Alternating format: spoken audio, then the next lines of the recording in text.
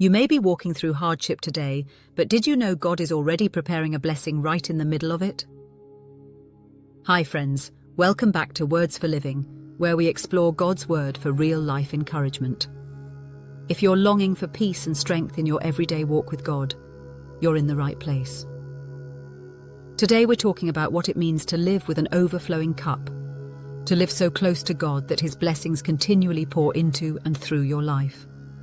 And I'd love for you to subscribe and join our community as we grow together in His Word and in His love.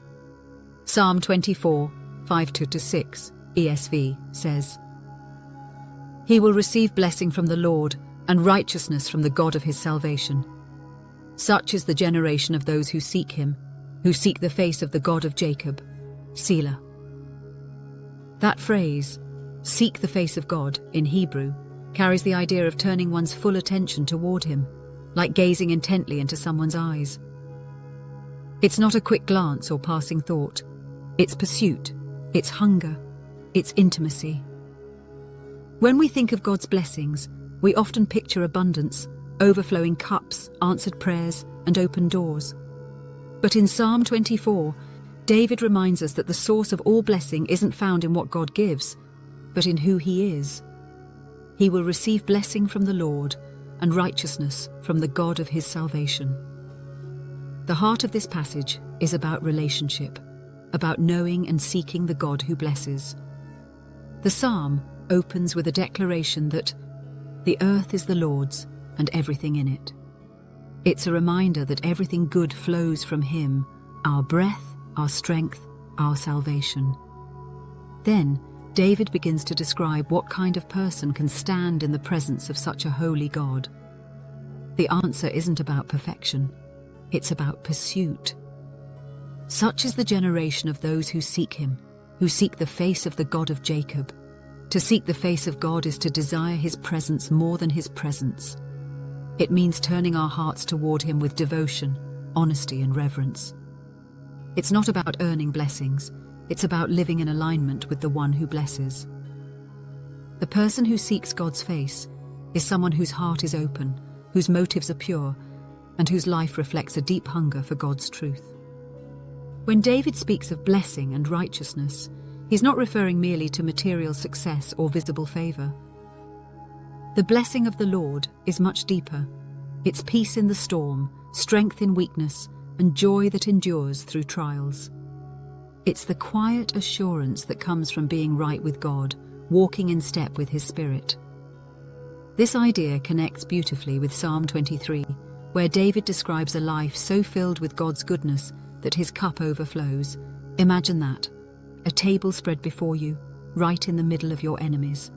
That's not comfort after the battle, it's abundance in the battle. God's blessings don't wait for perfect circumstances. They meet you right where you are, whether that's in the valley of shadows or the wilderness of waiting. The anointing oil in Psalm 23 represents divine favor and protection. Shepherds in ancient times would anoint their sheep's heads with oil to keep flies and parasites away, protecting them from harm.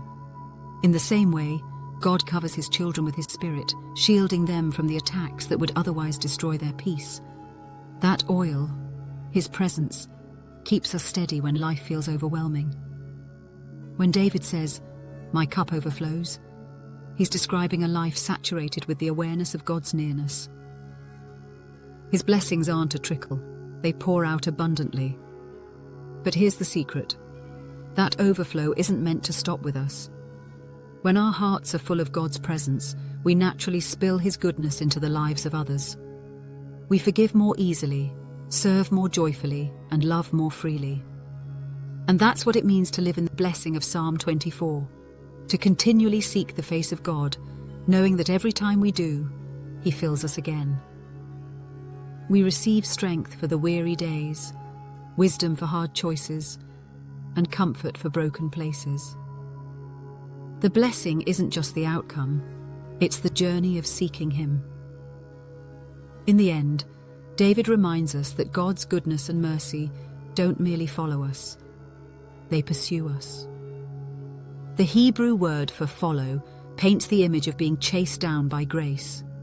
You don't have to chase blessings. When you seek the blesser, they find you. So today, take heart. Your overflowing cup isn't a distant promise. It's a present reality for those who seek his face. When your heart is fixed on God, you live from a place of overflow, not emptiness. His blessings fill the empty spaces, and his righteousness covers what you cannot fix on your own. God's favor isn't limited by your circumstances. Wherever you are today, he's still setting a table before you. This week, start your mornings by seeking his face. Open your Bible before you open your phone. Write down 3 ways you've seen God's goodness this week and thank him for each one. Pray daily for an overflowing heart, asking God to help his blessings spill into the lives of others. When you feel weary or overlooked, remind yourself, God's goodness is pursuing me right now. Let's pray. God, thank you for being the source of every good thing in my life. Teach me to seek your face above all else. Help me live in the overflow of your love, and let that abundance touch those around me. May my heart be a reflection of your goodness and mercy all my days. In Jesus' name, amen. Remember, your cup isn't meant to stay half full. When you seek the face of God, his blessings overflow. If today's message reminded you of his faithfulness, share it with someone who needs that same encouragement.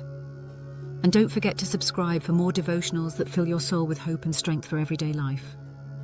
See you in the next one.